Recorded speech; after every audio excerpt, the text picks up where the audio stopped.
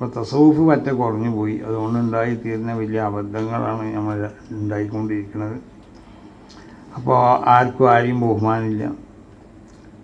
ഹൃദയത്തിൽ ഉണ്ടോ കിബിർ, അസദ്, ഉജുബ്, റിയാവ് പോലത്തെ കാര്യങ്ങളാണുള്ളത്. മനസ്സിലായില്ല. നമുക്കങ്ങനെ എനിക്ക് അങ്ങനത്തെ ഒരു എന്നിങ്ങനെ ദഫ് കൂട്ടിക്കൊണ്ടുവരണം. ഞാൻ ദഫ് കൂട്ടി അല്ല, ആളുകൾ പറയാൻ ഞാൻ ദഫ് കൂട്ടിക്കൊണ്ടു, എനിക്കൊരു ദഫ് കൂട്ടിക്കൊണ്ടേണ്ട ആവശ്യമില്ല. ഞാൻ വേഗം മുന്നിൽ ചാടി പാടില്ല ദഫ് കയറ്റിയിരുമ്പോൾ. പിന്നെ തെക്കുവീറല്ല, ഞാൻ ആരോടും തെക്കുവീറെല്ലാം പറഞ്ഞില്ല. തെക്കുവീറിൽ നിന്നാണ് ഇപ്പോൾ ദേഷ്യം.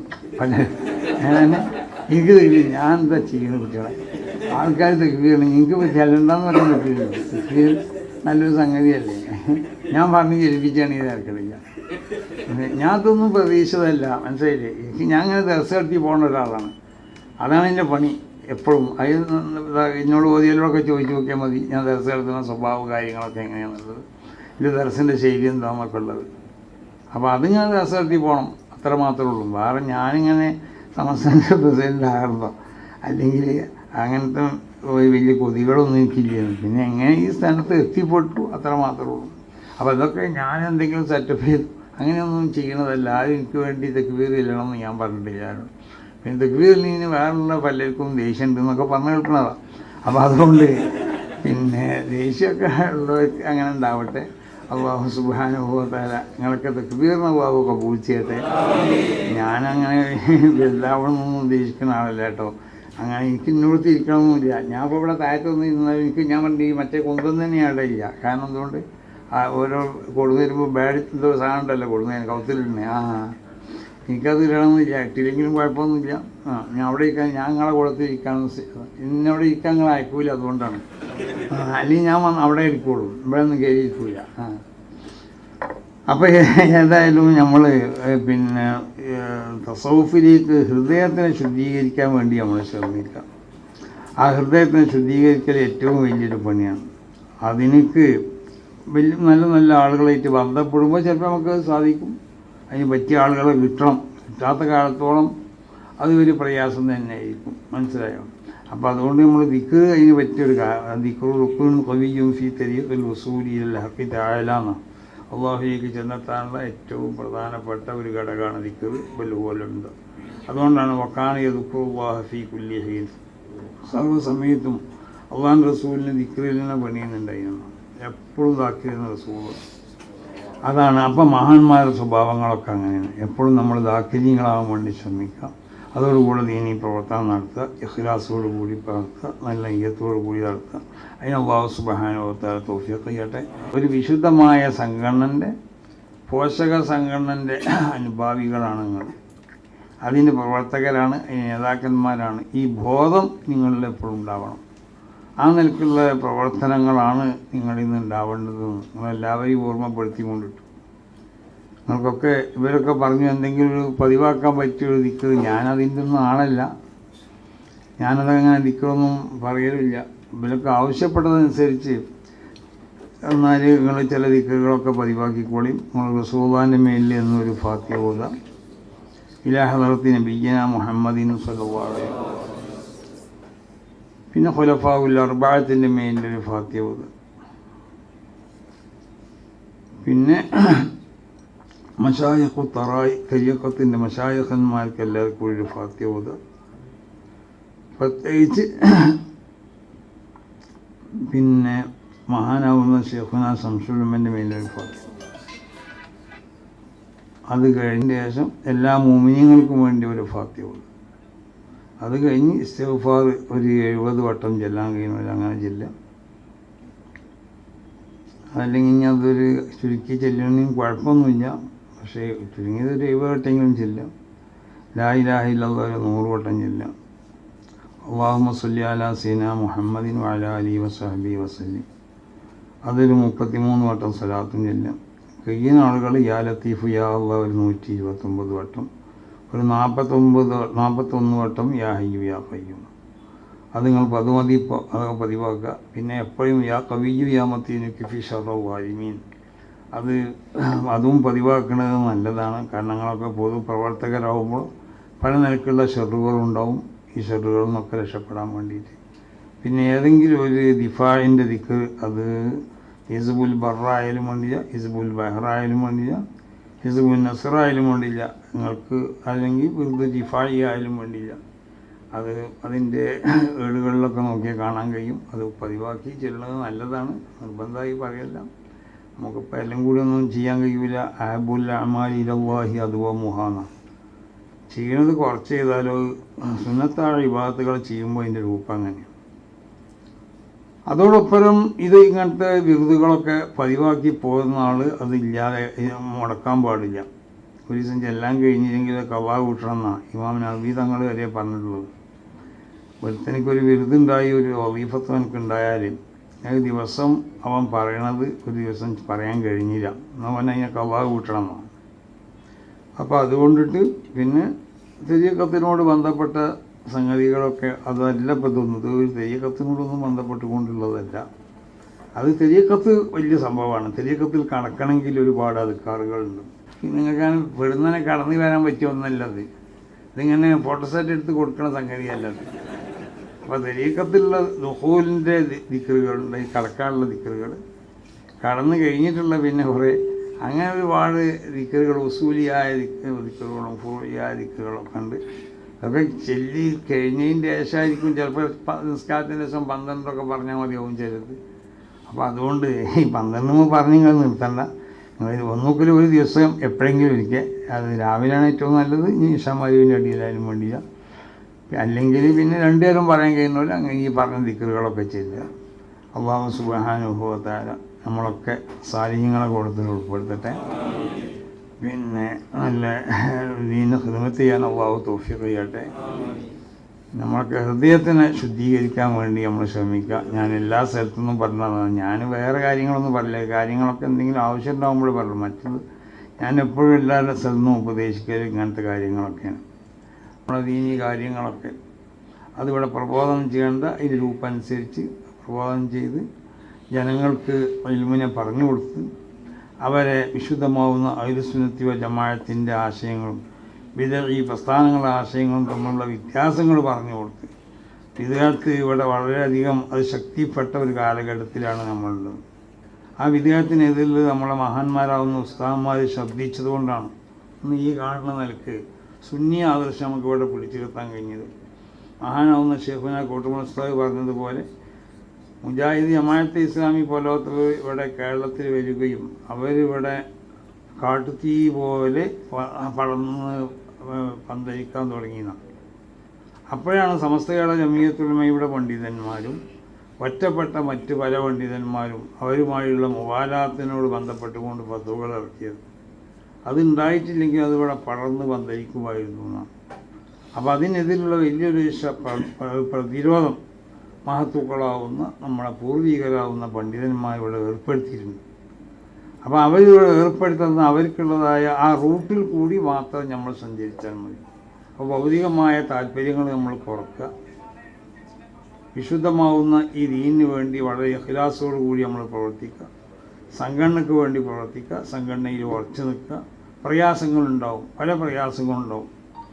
അത് പല നിലക്കുള്ള പ്രയാസം, ചിലപ്പോൾ ജോലി ചിലപ്പോൾ ഉണ്ടായില്ല എന്ന് വരും. അങ്ങനെ അതൊക്കെ ഒരു പല ബുദ്ധിമുട്ടുകളോ എല്ലാവർക്കും ബുദ്ധിമുട്ട് ദുനിയാവ് അങ്ങനെ തന്നെ. റസൂൽ പറഞ്ഞത് എന്താ? റസൂലിനോട് അമ്മാ അസ്സൽക്കും അലൈഹിമിൻ അജ്റുന്നാണ്. അതുകൊണ്ട് കൂലി വാങ്ങാൻ പാടില്ല എന്നല്ല, അതൊരു കൂലിക്ക് വേണ്ടി ചെയ്യുന്ന പണിയല്ല എന്നുള്ളത്. കൂലി കിട്ടിയാൽ വാങ്ങിക്കൂലി, വാങ്ങണ്ടെന്നല്ല പറയുന്നത്. മനസ്സിലായില്ലേ? ഞാൻ എല്ലായിടത്തും പ്രസംഗിക്കുമ്പോഴൊക്കെ മാലിന്യങ്ങൾക്കൊക്കെ നല്ല ശമ്പളം കൊടുക്കണം എന്ന് പറയലുണ്ട്. അപ്പോൾ അത് പിന്നെ സൗകര്യങ്ങളൊക്കെ അള്ളാഹു അതിന് മാർഗങ്ങളൊക്കെ ഉണ്ടാക്കി തരും. അതിൽ നമ്മൾ വിശ്വസിക്കുക. അള്ളാഹു സുബ്ഹാനഹു വ തആല കാത്തു രക്ഷിക്കട്ടെ. ഈ ദീനിനെ അള്ളാഹു ഉയർച്ചയിൽ നിന്ന് ഉയർച്ചയിലേക്ക് ഉയർത്തട്ടെ. സമസ്ത കേരള ജമിയത്തുൽ ഉലമയെ ഉയർച്ചയിൽ നിന്ന് ഉയർച്ചയിലേക്ക് ഉയർത്തട്ടെ. അതിനുവേണ്ടി പ്രവർത്തിക്കുന്ന അതിൻ്റെ മഹാന്മാരാകുന്ന സാദാത്തുക്കൾ, പണ്ഡിതന്മാർ, നേതാക്കന്മാർ, മറ്റ് പ്രവർത്തകർ, അനുഭാവികൾ എല്ലാവർക്കും അള്ളാഹു എല്ലാ മേഖലയിലും ഖൈറും ബർക്കത്തൊക്കെ നൽകട്ടെ. നമ്മളെ എല്ലാ പരിപാടികളും അള്ളാഹു വലിയ വിജയത്തിലാക്കി തരട്ടെ. അള്ളാഹു സുബ്ഹാനഹു വ തആല ഇതിൻ്റെ വിശുദ്ധമായ ദീനിനെ സംരക്ഷിക്കാൻ വേണ്ടി മഹാന്മാർ സ്ഥാപിച്ച ഒരു സംഘടനയാണ്. അപ്പോൾ ഇതിന് മഹാന്മാരുടെ സഹായങ്ങൾ എപ്പോഴും ഉണ്ടായിക്കൊണ്ടിരിക്കും. അതിൽ സംശയം നമുക്കില്ല. സംശയമുള്ള പലരും ഉണ്ടാവും, നമുക്കതിൽ സംശയമൊന്നുമില്ല. അപ്പോൾ അതുകൊണ്ട് എന്നും ഈ സംഘടന അത് ഉയർന്നുകൊണ്ടേ നിൽക്കും. ഇതിനെ ഒരാൾക്കും നശിപ്പിക്കാൻ സാധ്യമല്ല, ഒരു കാലത്തും നശിപ്പിക്കാൻ സാധ്യമല്ല. ദീനാണ് ഏറ്റവും വലുത്, അങ്ങനെയല്ലേ? ഇത് നമ്മളെ ആഖിറത്തേക്കുള്ള ഒരു പാലാണ്.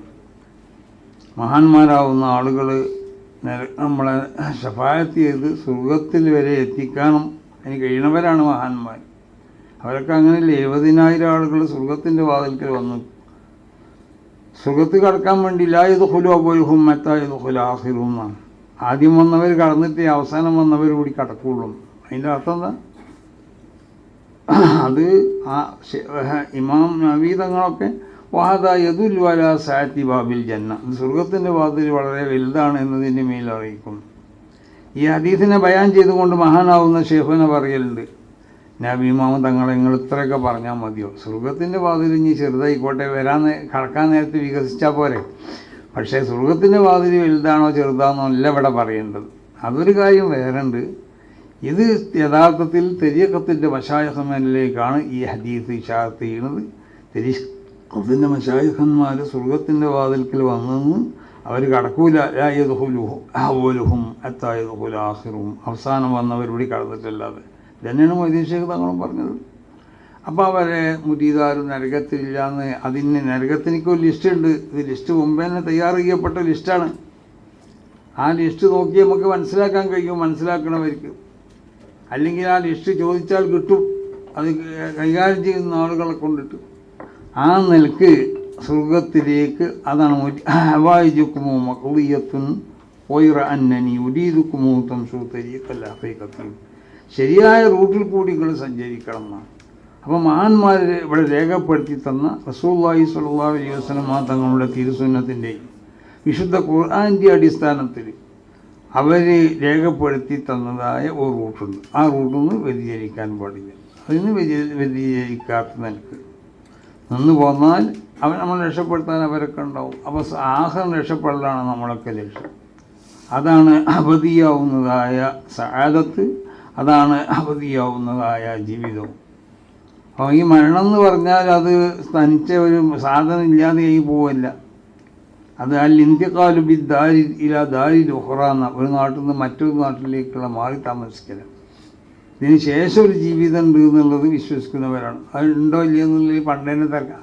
അമ്മയത്തസാഇന്നബൈലയും കണ്ടില്ല. അന്ന് റസൂലുള്ളാഹി സ്വല്ലല്ലാഹു അലൈഹി വസല്ലം തങ്ങൾ വരുന്ന കാലഘട്ടത്തിലും ഇതിനെ സംബന്ധിച്ച് വിശ്വാസമില്ലാത്തൊരു 2-3 രൂപത്തിലായിരുന്നു അന്നത്തെ ആളുകൾക്കുള്ള വിശ്വാസം മരണാന്തര ജീവിതത്തിനെ പറ്റി.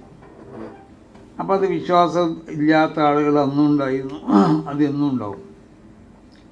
പക്ഷേ നമ്മളെ ഈ ഒരു തത്വം, ഈ യഥാർത്ഥ അഹ്ലു സുന്നത്തി വൽ ജമാഅത്തിൻ്റെ ഈ ആശയാദർശങ്ങൾ ഇതനുസരിച്ച് ഇവിടെ ജീവിക്കാൻ, അത് ജനങ്ങളിലേക്ക് എത്തിക്കാനും വേണ്ടി നമ്മൾ പരിശ്രമിക്കണം. അതിനു വേണ്ടിയാണ് നമ്മളെ സംഘടനകളൊക്കെ. അതിൻ്റെ മാർഗങ്ങളിൽ ചിലപ്പോൾ പല മുള്ളുകളൊക്കെ ഉണ്ടാവും, ചില പ്രയാസങ്ങളൊക്കെ ഉണ്ടാവും. അതൊക്കെ അവഗണിച്ചുകൊണ്ട് മുന്നോട്ട് പോവുക. ആ മുന്നോട്ട് പോവുകയാണ് നമ്മൾ ചെയ്യേണ്ടത്. അപ്പോൾ അതുകൊണ്ട് നമ്മൾ എപ്പോഴും നസീഹത്ത് എന്ന് പറഞ്ഞാൽ എല്ലാവരോടും നസീഹത്ത് ചെയ്യണം. ആ നസീഹത്ത് എന്ന് പറഞ്ഞാൽ ഒരാളിൽ കാണുന്നതായ ഒരു അപമാനത്തിന് അവനെ അപമാനിച്ചുകൊണ്ട് പറയലല്ല നസീഹത്ത്. അതിന് നസീഹത്ത് എന്ന് പറയൂല. ഒരാളിലൊരു തകരാറ് കണ്ടാൽ നമ്മൾ അവനെ സ്വകാര്യമായി വിളിച്ച് അവനെ അപമാനിക്കാതെ, മഹാന്മാരൊക്കെ ഉപദേശം അങ്ങനെ ഇല്ലെന്നോ, അതാണ് നസീഹത്ത്. ഫൈദാ നസഹക ഫഹുവ ഹബ്ബക. ഒരാൾ നിന്നോട് നസീഹത്ത് ചെയ്താൽ അവൻ നിൻ്റെ ഹബീബാണെന്ന് നീ മനസ്സിലാക്കിക്കോ. നസീഹത്ത് ചെയ്യാന്ന് തന്നെ ആളെ മുന്നിൽ വെച്ചുകൊണ്ട് തന്നെ അപമാനിച്ച് പറയാമെന്നല്ല, നിന്നിൽ നിന്ന് കാണപ്പെടുന്ന സംഗതികൾ. അപ്പോൾ നമ്മളൊക്കെ പല സ്ഥലത്തും ജമാഅത്തിന് കൂടുമ്പോഴും അതല്ലെങ്കിൽ ഖുതുബക്ക് കൂടുമ്പോഴൊക്കെ പല ഖത്തീബന്മാർ ഓതുമ്പോഴുള്ള തെറ്റുകൾ നമ്മൾ കേൾക്കലുണ്ട്. ജമാഅത്തിൻ്റെ ഓത്തിലും അവരെ പിന്നെ ദുആയിലൊക്കെയുള്ള തെറ്റുകൾ, സൂറത്തുകൾ ഓതുമ്പോൾ തന്നെ അതിൻ്റെ തെർത്തീബിലൊക്കെ ഉള്ള തകരാറുകളൊക്കെ ചിലപ്പോൾ ഉണ്ടാകും. ആദ്യത്തെ റക്അത്തിൽ ഓതിയ പിന്നെ ഏതാണ് രണ്ടാമത്തിലോ, ഇങ്ങനെയൊക്കെ ഇതൊക്കെ കണ്ടാൽ നമ്മളവിടെ നിന്നൊന്നും ഉപദേശിക്കില്ലല്ലോ. നമുക്ക് അയാൾ നമ്പർ അറിയെങ്കിൽ നമ്പർ അല്ലെങ്കിൽ നമ്മൾ ചോദിച്ചു പോകും, അല്ലെങ്കിൽ അയാൾ സ്വകാര്യമായി വിളിക്കും. അതാണ് നസീഹത്ത് എന്ന് പറഞ്ഞത്. അതുകൊണ്ടാണ് ഇതാ നസഹക ഫഹുവ ഹബ്ബക, അവൻ ഇന്നെ ഇഷ്ടപ്പെട്ടു. പക്ഷേ എല്ലാവർക്കും അത് ഇഷ്ടപ്പെടില്ല. ഒമൻ ദാഹനക്ക ഫക്കത് വശക്കാന്ന, അന്നെ ചൊർക്ക് കൂട്ടി പറയാം, അന്നെ പൊക്കി പറയാം, കണ്ട അന്നെ എണ്ണ തേച്ച് സോപ്പിട്ട് പറയാമെന്നൊക്കെ കേട്ടിട്ടില്ലേ, ഈ പണി ചെയ്താൽ അവനെ പറ്റിയിട്ട് വിചാരിക്കും ഇവൻ കുഴപ്പമില്ല, ഇവനാണ് എൻ്റെ സ്വന്തം ആള്. പക്കത്ത് വർഷമൊക്കെ അവനെ ചതി കൊണ്ട് ഈ പെടുത്തുന്നതാണ്. അപ്പോൾ എപ്പോഴും നമ്മളെ ചുറ്റുവട്ടം പലരും കൂടിക്കൊണ്ട് നമ്മളെ പൊക്കി പറഞ്ഞവരുണ്ടാവും. ആ പൊക്കി പറഞ്ഞവനെ നമ്മൾ ഒരിക്കലും ഇതാക്കാൻ പാടില്ല, അംഗീകരിക്കാൻ പാടില്ല, അവൻ്റെ ചതിയിൽ നമ്മൾ പെടാനും പാടില്ല. ഒമൻ ലം യഖ്ബൽ നസീഹത്തക് ഫലൈസ ഹുവ ബിഅഖില്ലക്. നീ പറയണത് കേൾക്കാത്തവൻ, നീ നസീഹത്ത് ചെയ്തിട്ട് സ്വീകരിക്കാത്തവൻ അവൻ നിൻ്റെ സുഹൃത്തുമല്ല. അപ്പോൾ നമ്മൾ നസീഹത്ത് ചെയ്യണം. നസീഹത്ത് ചെയ്യുമ്പോൾ ഈ നാസിഹിനെ മൻസൂഹ് ആരോടാണ് നസീഹത്ത് ചെയ്യപ്പെടുന്നത് അവനെ ബഷറാക്കണ നിലക്കാവരുത്. അതുകൊണ്ടാണ് മഹാനാവുന്ന മൊഹീദ്ദീൻ ശൈഖ് തങ്ങൾ പറഞ്ഞു മൻ അഹ്ദ ഇലയ്യ സിർറീൻ. അപ്പോൾ അതൊരു രഹസ്യമായി കൈകാര്യം ചെയ്യേണ്ട ഒരു സംഗതിയാണ്. അപമാനിച്ചുകൊണ്ട് ജനങ്ങളെ വഷളാക്കിക്കൊണ്ട് പറയും, അത് ശരിയല്ല. അപ്പം ഇന്നത്തെ ഈ കാലഘട്ടം അങ്ങനെയുള്ള എല്ലാവരും വഷളാക്കാൻ വേണ്ടി അതിനു വേണ്ടി പലതും ഉപയോഗിക്കുന്നതായ ഒരു കാലഘട്ടം. അപ്പോൾ അത് നമുക്ക് ഉണ്ടാവേണ്ടതായ സ്വഭാവങ്ങളല്ല. അപ്പോൾ നമ്മൾ എപ്പോഴും ഒരു മുത്തഖീങ്ങളായി കൊണ്ട് ജീവിക്കാൻ വേണ്ടി നമ്മൾ ശ്രമിക്കുക. മുത്തഖീങ്ങളായി ജീവിച്ചാൽ തന്നെ അല്ലാഹു സുബ്ഹാനഹു വ തആല എല്ലാ നിലക്കുള്ള ഉയർച്ചയും നമുക്ക് തരും. ഇത് അല്ലാഹുവിൻ്റെ വാഗ്ദാനമാണ്. അപ്പോൾ അതുകൊണ്ട്